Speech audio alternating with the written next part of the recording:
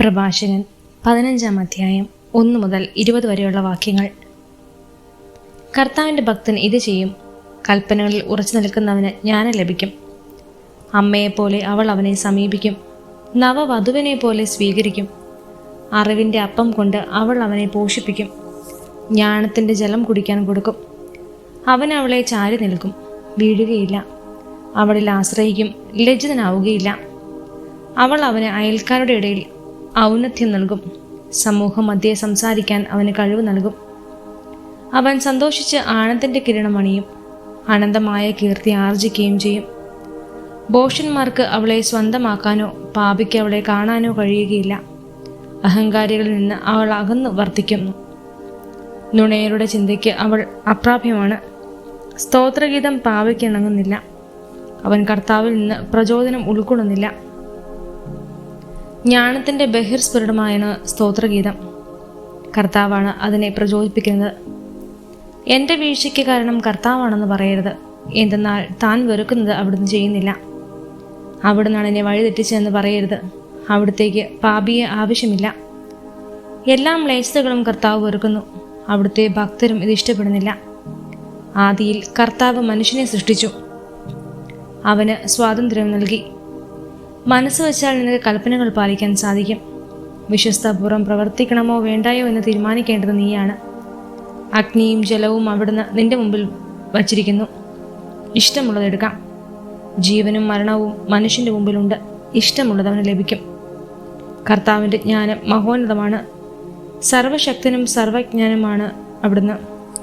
കർത്താവ് തൻ്റെ ഭക്തരെ കടാക്ഷിക്കുന്നു. മനുഷ്യൻ്റെ ഓരോ പ്രവൃത്തിയും അവിടുന്ന് അറിയുന്നു. പാപം ചെയ്യാൻ അവിടുന്ന് ആരോടും കൽപ്പിച്ചിട്ടില്ല, ആർക്കും അനുവാദം കൊടുത്തിട്ടുമില്ല. പ്രഭാഷകൻ 16 അധ്യായം 1 മുതൽ 30 വരെയുള്ള വാക്യങ്ങൾ. കൊള്ളരുതാത്ത മക്കളുടെ കൂട്ടത്തെ ആഗ്രഹിക്കരുത്. ദൈവഭയമില്ലാത്ത പുത്രനിൽ ആനന്ദിക്കുകയും അരുത്.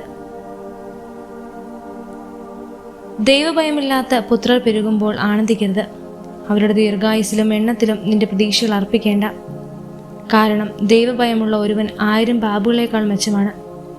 ദൈവഭയമില്ലാത്ത മക്കൾ ഉണ്ടാകുന്നതിനേക്കാൾ ഭേദം അനബദ്ധനായി മരിക്കുന്നതാണ്.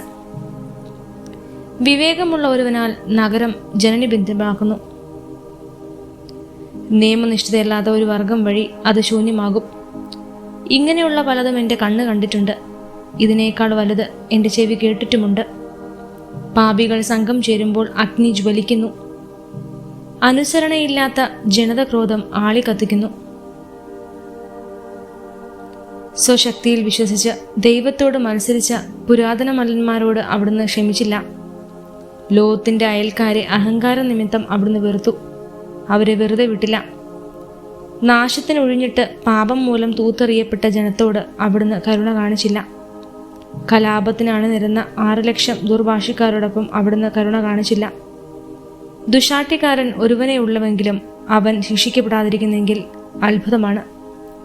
കരുണയും കോപവും കർത്താവിനോട് കൂടെ ഉണ്ട്. ക്ഷമിക്കുമ്പോഴും ക്രോധം ചൊരിയുമ്പോഴും അവിടുന്ന് ശക്തിയാണ് പ്രകടമാക്കുന്നത്. അവിടുത്തെ കാരുണ്യം പോലെ തന്നെ ശിക്ഷയും വലുതാണ്. പ്രവർത്തികൾക്കനുസരണമായി അവിടുന്ന് മനുഷ്യനെ വിധിക്കുന്നു. കൊള്ള മുതലുമായി പാപി രക്ഷപ്പെടുകയില്ല. ദൈവഭക്തന്റെ ക്ഷമ വൃഥ ആവുകയുമില്ല. കരുണ കാണിക്കാൻ കർത്താവ് അവസരം കണ്ടെത്തും. പ്രവർത്തികൾക്കൊത്ത പ്രതിഫലം ഓരോരുത്തരും ലഭിക്കും. ഇങ്ങനെ പറയരുത്, ഞാൻ കർത്താവിൽ നിന്ന് മറഞ്ഞിരിക്കും. ഉന്നതത്തിൽ ആരെന്നെ ഓർക്കും? അനേകം ആളുകളുടെ ഇടയിൽ ഞാൻ ശ്രദ്ധിക്കപ്പെടുകയില്ല. നിസീമമായ സൃഷ്ടികളുടെ ഇടയിൽ ഞാൻ ആരാണ്? സ്വർഗവും സ്വർഗാതി സ്വർഗവും ആഴവും ഭൂമിയും അവിടുത്തെ സന്ദർശനത്തിൽ വിറകൊള്ളും. പർവ്വതങ്ങളും ഭൂമിയുടെ അടിസ്ഥാനങ്ങളും അവിടുത്തെ നോട്ടത്തിൽ കുലുങ്ങും. ഇതേപ്പറ്റി ആരും ധ്യാനിക്കുന്നില്ല. അവിടുത്തെ മാർഗങ്ങളെപ്പറ്റി ആരും ചിന്തിക്കുന്നില്ല. മനുഷ്യദൃഷ്ടിക്ക് അഹോചരമായ കൊടുങ്കാറ്റ് പോലെ അവിടുത്തെ മിക്ക പ്രവൃത്തികളും മറഞ്ഞിരിക്കുന്നു. അവിടുത്തെ നീതിയും യുക്തമായ പ്രവൃത്തികൾ ആര് പ്രഘോഷിക്കും? ആരവയ്ക്ക് വേണ്ടി കാത്തിരിക്കും? പ്രതിഫലത്തിൻ്റെ ദിനം വിദൂരത്താണ്. ഇങ്ങനെയാണ് വിവേകശൂന്യർ വിചാരിക്കുന്നത്. ബുദ്ധിശൂന്യം മൂഢമായി ചിന്തിക്കുന്നു. മകനെ, ഞാൻ പറയുന്നത് കേട്ട് ജ്ഞാനം ആർജിക്കുക. എൻ്റെ വാക്ക് സൂക്ഷ്മമായി മനസ്സിലാക്കുക. സൂക്ഷ്മതയുള്ള ഉപദേശവും ജ്ഞാനവുമാണ് ഞാൻ നൽകുന്നത്. ആദിയിൽ കർത്താവ് സൃഷ്ടിച്ചപ്പോൾ സൃഷ്ടികളുടെ കർമാരംഭവും നിർണയിച്ചു. ശാശ്വതമായ ക്രമത്തിലാണ് അവയെ സംവിധാനം ചെയ്തത്. അത് ഭാവി തലമുറകൾക്കും ബാധകമാണ്. അവയ്ക്ക് വിശപ്പോ ക്ഷീണമോ ഇല്ല. ഒരിക്കലും അവ കർമ്മത്തിൽ നിന്ന് വിരമിക്കുന്നില്ല. അവ പരസ്പരം തിക്കിത്തിരക്കുന്നില്ല. അവ ഒരിക്കലും അവിടുത്തെ വാക്കുകളെ ധിക്കരിക്കുന്നില്ല. കർത്താവ് ഭൂമിയെ നോക്കുകയും തൻ്റെ നന്മകൾ കൊണ്ട് അതിനെ നിറയ്ക്കുകയും ചെയ്തു. എല്ലാവിധ ജീവജാലങ്ങളെയും കൊണ്ട് അവിടുന്ന് അതിൻ്റെ ഉപരിതലം നിറച്ചു. അവ മണ്ണിലേക്ക് മടങ്ങും.